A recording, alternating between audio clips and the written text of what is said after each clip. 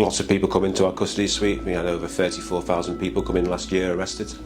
Some of them being young persons under the age of 18.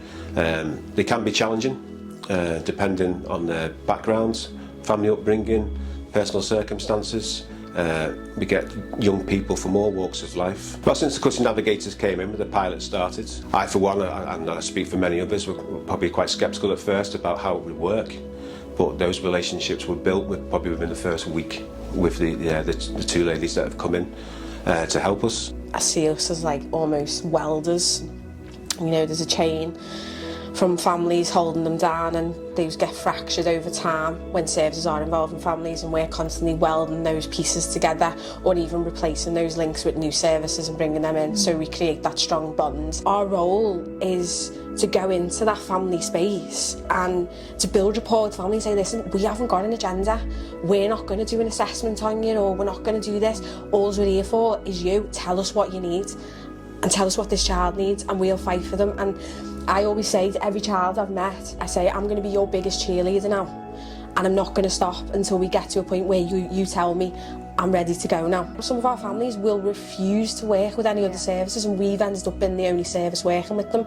But then it's got to 6 months down the line and they said, you know what, I think I do need a little bit of help doing that. Or we'll sort of support them and empowering them to go, shall we get early help in, or shall we do a CNF assessment and get you some support? But that only works because we're not connected to the police, we're not connected to social care, we are independent. I think that integrity of what a navigator does, it helps our role and helps that welding between everyone and bringing everyone together.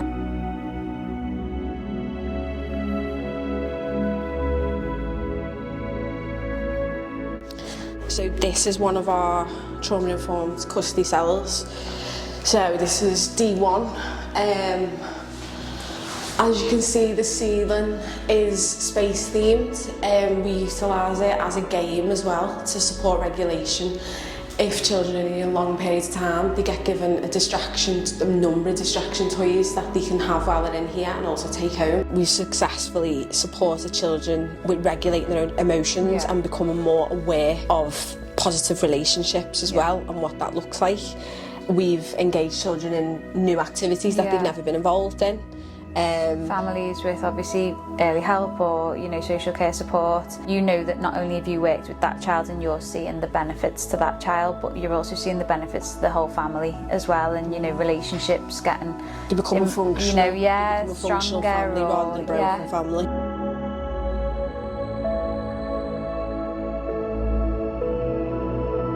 It's just like that, I didn't even think about that. And for example, like going travelling through somewhere, if they're not allowed it within a certain area, well, that restricts them from going to school or going to clubs or doing things that are positive for them.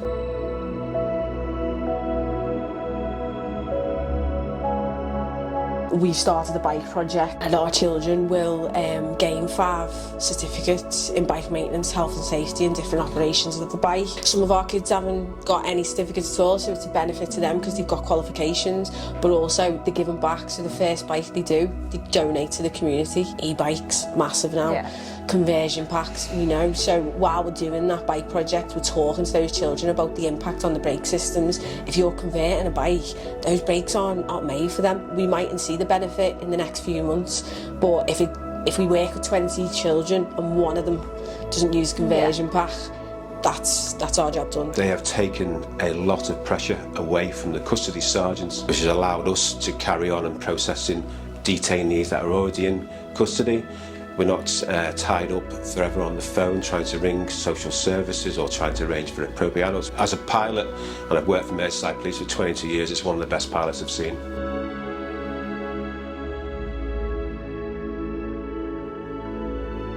That's the hopes, is that we can get into those other custody suites, whether that's as a satellite version.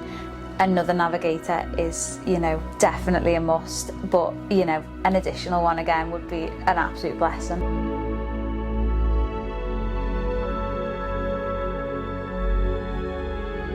I've got one. I've worked with her now for a few months, and every time she gets in the car, as soon as she gets in the car, it's just non-stop gab, until I drop her back off, and at the end of it she always gives me a big hug, says thanks, and off she goes. And she's made so much progress and effort on her own part, and it's like an absolute privilege to be able to be part of that and to think, you know, like I have been part of that child's journey now, and I'm seeing her grow and develop and change and take accountability. Yeah, they're the bits that, you know, you don't get anywhere else.